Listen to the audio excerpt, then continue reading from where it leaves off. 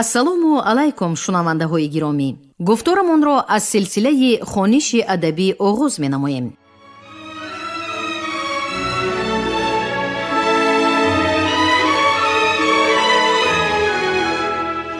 ба таваҷҷӯҳи шумо китоби якуми асосгузори сулҳу ваҳдати миллӣ, пешвои муаззами миллат, президенти ҷумҳурии Тоҷикистон муҳтарам Эмомалӣ Раҳмон забони миллат ҳастии миллат таҳти унвони ба сӯи пояндагӣ дар қироати корманди шоистаи Тоҷикистон Ализода Абдурашид Хоҷамқул. гуфтори 33.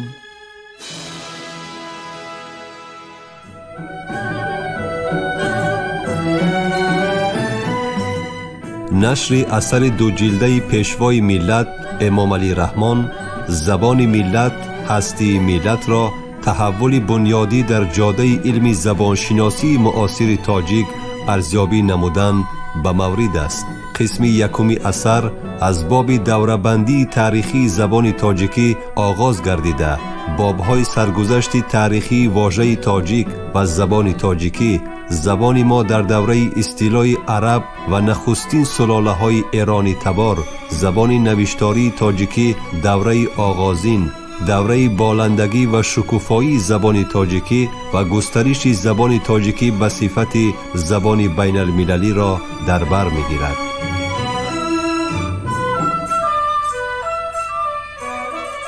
نمونه های اولین نثر کتابی.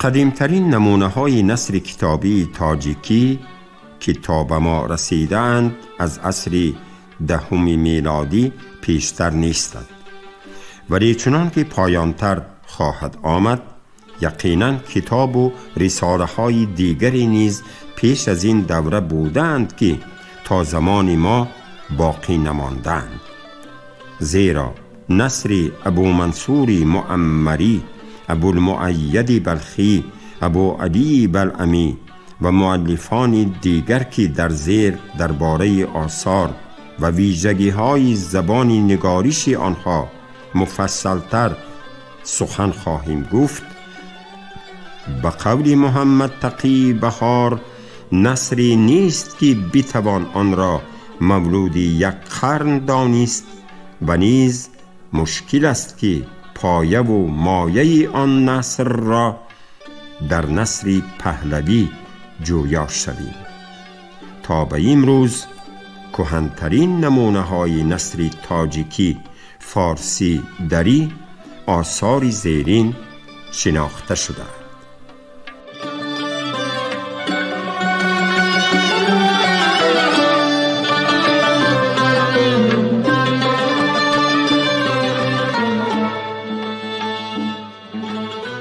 مقدمه شاهنامه ابو منصوری قدیمترین نمونه نثر کتابی تاجیکی تا کنون شناخته شده است. این اثر به نام سپهسالار خراسان ابو منصور محمد ابن عبدالرزاق نوشته شده سال 957 با سرپرستی وزیر او ابو منصور معمری تهیه و تألیف گردیده است. قسمت آغاز اثر نام برده چنین است: سپاس و آفرین خدای را که این جهان و آن جهان آفرید و ما بندگان را در جهان پدیدار کرد و نیکندیشان و بدکاران را پاداش و پادافراح جزا و مکافات بدی برابر داشت و درود بر برگزیدگان و پاکان و دینداران باد، خاصه به بهترین خلق خدا محمد مصطفی صلی الله علیه و سلم و بر اهل بیت و فرزندان او باد.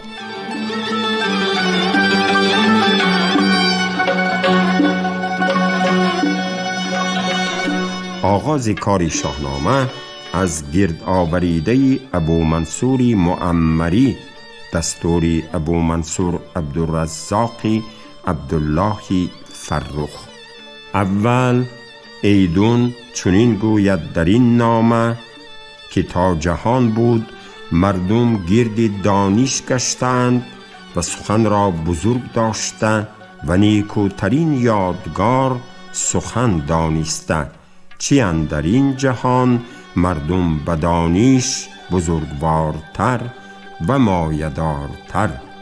و چون مردم بدانست کز اوی چیزی نماند پایدار و بدان کوشد نام او بماند و نشان گسسته نشود.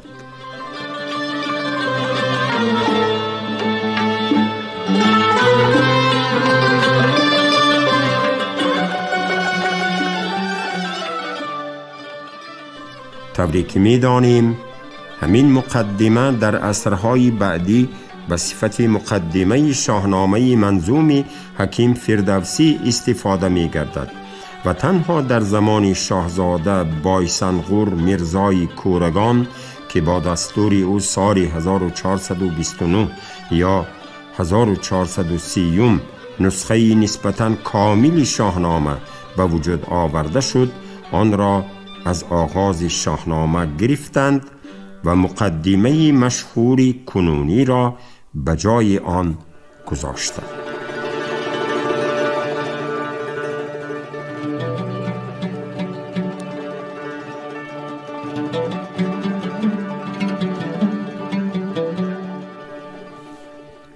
چنان که از نمونه بالا به مشاهده می رسد، زبان نگاریشی اثر نثری ساده و روانی دری بوده، کلمه های عربی در آن کاربردی وسیع ندارند.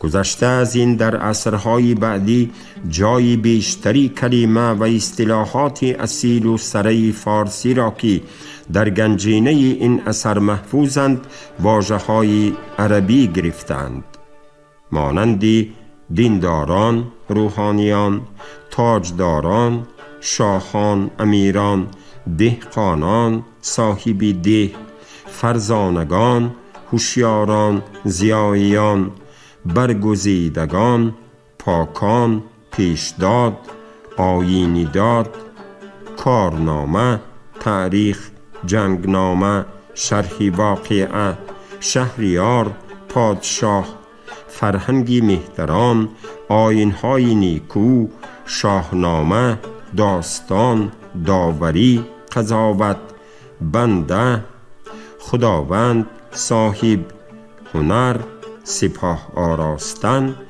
و امثال آن.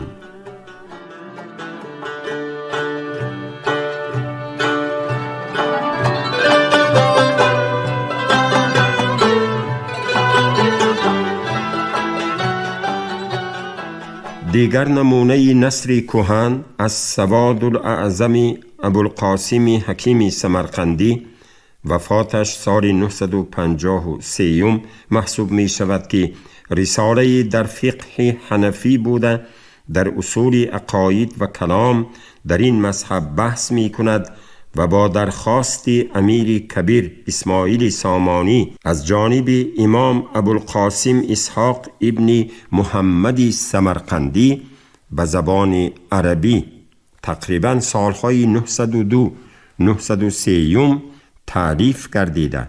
بعداً در روزگار نصر ابن منصور 975-997 با دستور او به زبان تاجیکی، فارسی، دری عیناً ترجمه شده است. تاریخ دقیق ترجمه و مترجم کتاب هنوز به طور مشخص معلوم نیست. مهدی بیانی ترجمه این کتاب را در حدود سالهای 930-940 میلادی به قلم خود ابوالقاسم سمرقندی احتمال داده است، ولی محقق شناخته عبدالحی حبیبی که متن ترجمه از سواد الاعظم را به نشر رسانیده است، اندیشه دارد که ترجمه آن تقریباً بعد 80 سال تألیف با دستور امیر نوح ابن منصور سامانی از جانب مترجم ناشناخته انجام پذیرفته است.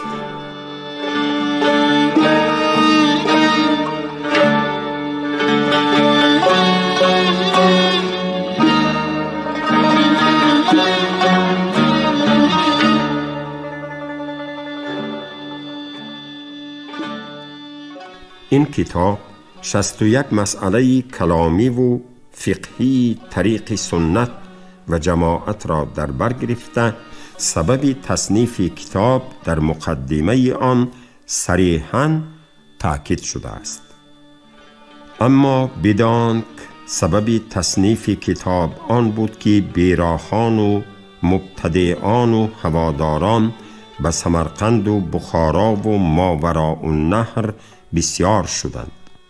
پس ائمه و فقها و علمای سمرقند و بخارا و ماوراء النهر گرد آمدند و گفتند آبا و اجداد تا بودند بر طریق سنت و جماعت بودند.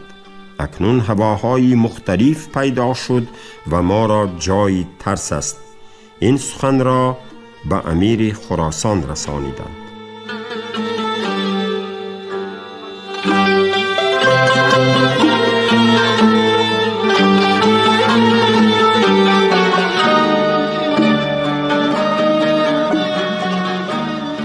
امیر عادل اسماعیل بفرمود مر عبدالله ابن ابو جعفر را و باقی فقها را که بیان کنید مذهبی راست و طریق سنت و جماعت آنکه پدران ما بر آن بودند.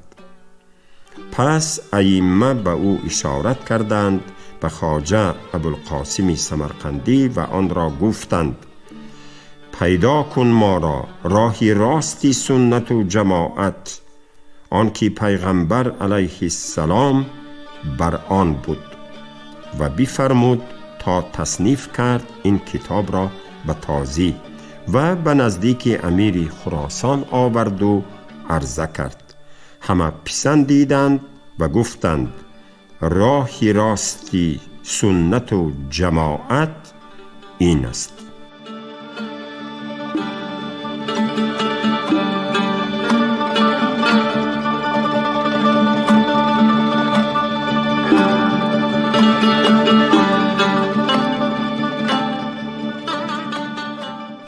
پس امیر خراسان بفرمود که این کتاب را به پارسی گردانید تا چنان که خاص را بود عام را نیز بود و منفعت کند و مذهب را نیکو بدانند و از هوا و بدعت دور باشند. استفاده نسبتاً بیشتری واژگان و اصطلاحات عربی در این اثر به اندیشه ما دو سبب دارد. نخستین که اصل این کتاب به عربی بوده، بعداً عیناً به تاجیکی فارسی دری برگردان شده است. دوم آنکه کتاب مسائل مربوط به دین مبین اسلام را فرا میگیرد که اصطلاحات عربی اکثر اصطلاحات آن را تشکیل میدهند.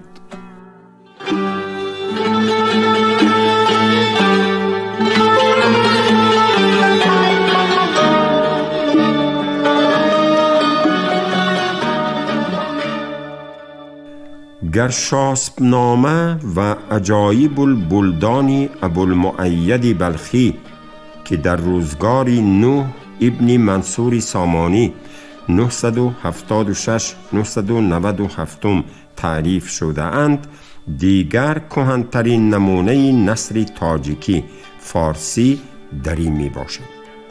سال تولد و وفات مؤلف این دو اثر معلوم نیست، ولی از آن که نام او در ترجمه تاریخ طبری که سال 963 انجام پذیرفت ذکر گردیده است، می توان زندگی و روزگاری او را پیشتر از این تاریخ احتمال داد.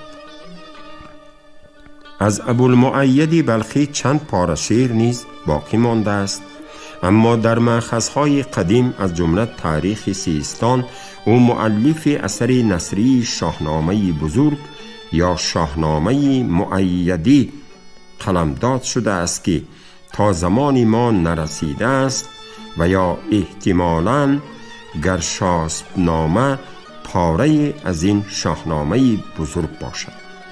هرچند در بعضی مأخذها گرشاسب نامه به صفت اثری جداگانه این مؤلف نامبر شده است.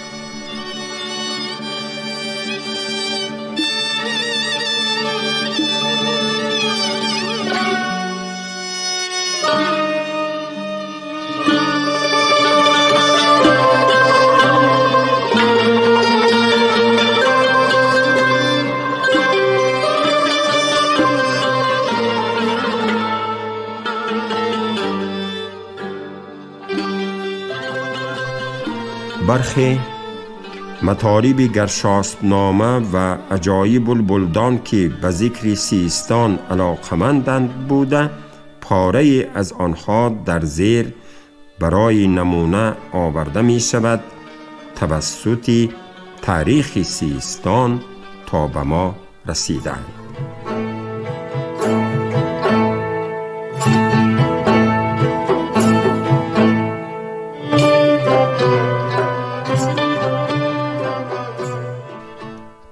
از عجایب البلدان.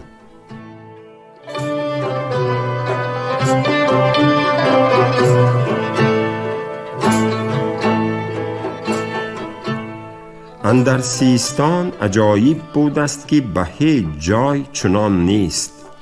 یکی آن است که یکی چشمه از فراه از کوه همی برآمد و به هوا اندر 12 فرسنگ همی بشد و آنجا به یکی شهرستان همی فرود آمد و باز از شهرستان همی بیرون شد و 4 فرسنگ کشتزاری آن بود و اکنون هر دو جایگاه پدیدار است آنجا که چشمه همی برآمد و شهرستان و کشتزاری آن چشمه را افراسیاب پس از آن که بسیار جهد کرد نیارست بست تا 2 کودک خورد تدبیر آن بساخته.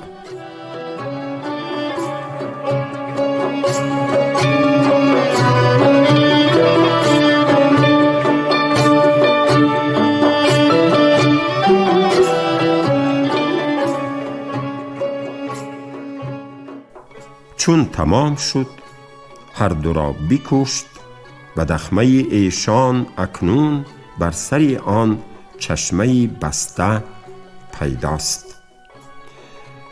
هم به فراه به کوه هرون بر شمال آن یکی سوراخ است چنان که تیر آنجا بر نرسد و از زبرسون سوی بالا کسی آنجا نتواند آمد و از آن سوراخ از 1000 سال باز یکی مار بیرون آید چندان که چشم و روی و زوفانی زبانی وی می بینی و 2 سرو شاخ چنان که می شکوهی زنده که کسی نداند که غذای او چیست مگر ایزد تعالی.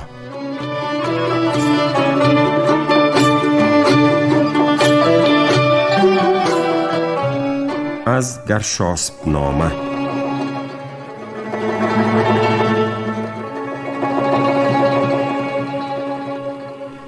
چون کیخسرو به آذربایجان رفت و رستم دستان با وی و آن تاریکی و پتیاره بدکاری دیوان و فر ایزد تعالی بدید که آذرگشسب نامی آتشکده در آذربایجان پیدا گشت و روشنایی بر گوش اسب او بود و شاهی او را شد با چندان معجزه.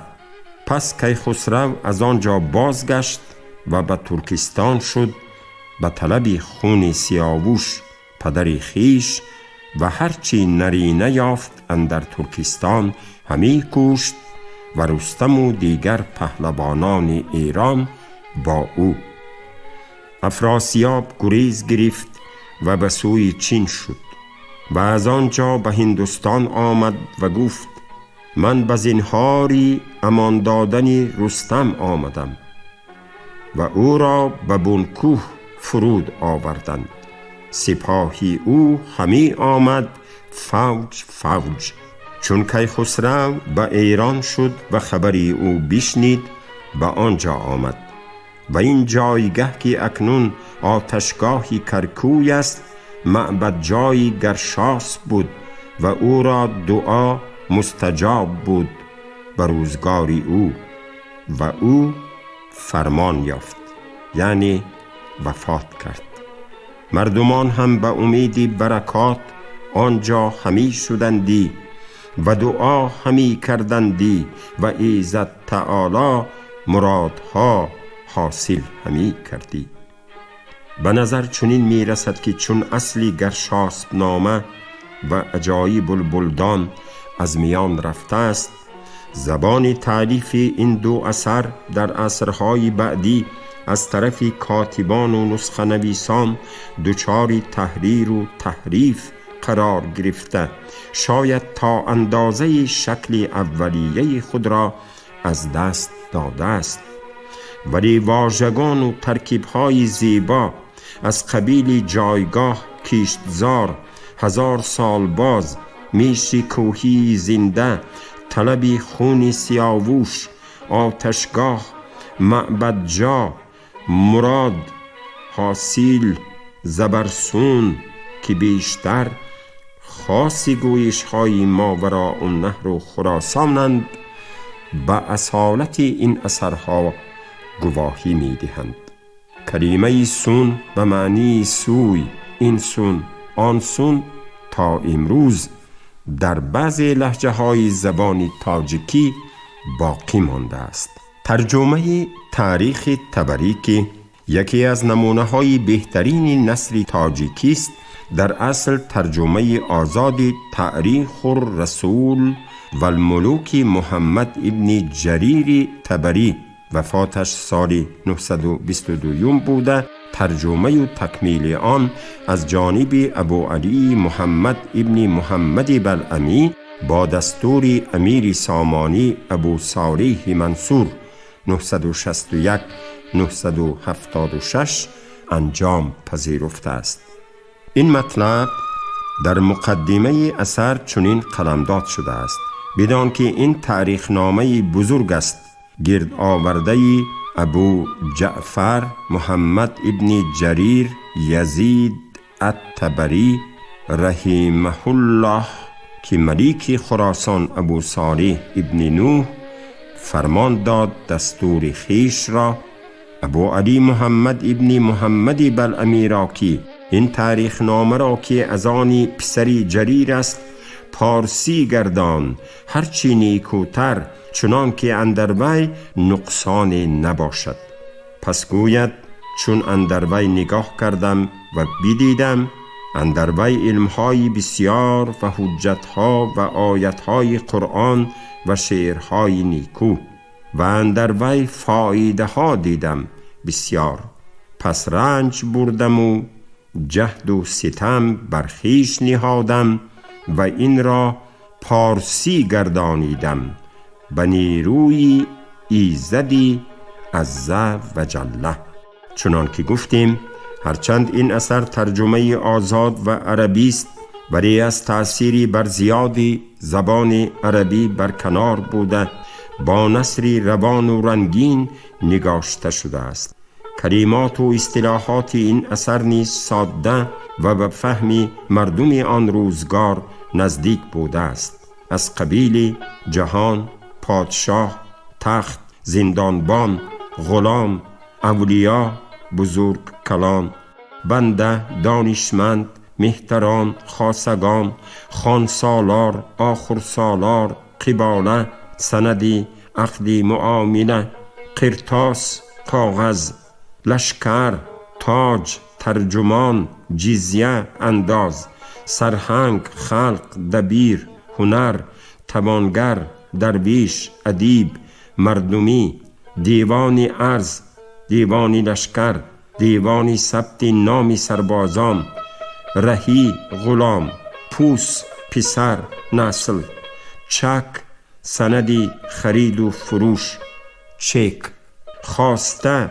دارایی، خراج، 5 1، 10 1، 20 1 و غیره. ترجمه تفسیر طبری نمونه دیگری نثر کهن تاجیکی فارسی دری می باشد که از کتاب جامع البیان فی تفسیر القرآن محمد ابن جریر با فرمان منصور ابن نوح سامانی 961 976 از جانب یک گروه علمای ماوراء النهر با زبانی به اصطلاح فارسی دری راهی راست، یعنی زبانی ساده و مفهوم تاجیکی ترجمه شده است. در این کتاب در برابر لغات و عبارات قرآن مقدار زیاد کلمات و عبارات تاجیکی از قبیل نماز، روزه، یاران، صحابه، پیغامبر و غیره استفاده شده است. برای نمونه 2 پارچه مختصر را از این کتاب به خواننده و شنونده منظور می کنیم. نمونه اول: اما پیغامبر ما علیه السلام اندر روزگار نوشیروان در وجود آمد، چنان که پیغامبر گفت: ولدت فی زمن ملیک عادل و هذا نوشیروان. گفت: من در زمانه ملیک عادل زادم از مادر و این ملیک داده انوشیروان بود. ملیک عادل نوشیروان را گفتند که تا او ملیک زمین بود هیچ خلق را یارای آن نبود که بر هیچ خلق بر هیچ روی ستم کردی. و نوشیروان بفرموده بود به همه ولایت خیش تا همه کسها یک نیمه روز کار کردندی و دیگر نیمه روز آنچه کار کرده بودندی بخوردندی. و این نوشیروان را 1000 پرده بود و 1000 پردهدار بود و به دست هر پردهدار 2 پرده بود. یک پرده سرخ بودی و به خط سبز بر آن نوشته بودی که کار کردن باید. یکی از خصوصیت‌های جالب این اثر آن است که در وی آیت‌های قرآنی و حدیث‌های نبوی به فارسی دری ماهرانه و پرآب و رنگ ترجمه شده اند، چنان که در نمونه بالا به مشاهده می رسد. یعنی سخن پیغمبر: ولدت فی زمن ملیک عادل و هذا نوشیروان. به زبان فارسی دری: من در زمانه ملیک عادل زادم از مادر و این ملیک داده انوشیروان بود و از ملوک عجم بود ترجمه شده است. مترجمان اثر در ترجمه با مقصد جلوگیری از تکرار کلمه و عبارات و مرادف‌های در زبان آن عهد مأمور آنها به مثل ملیک عادل، ملیک داده استفاده کردند.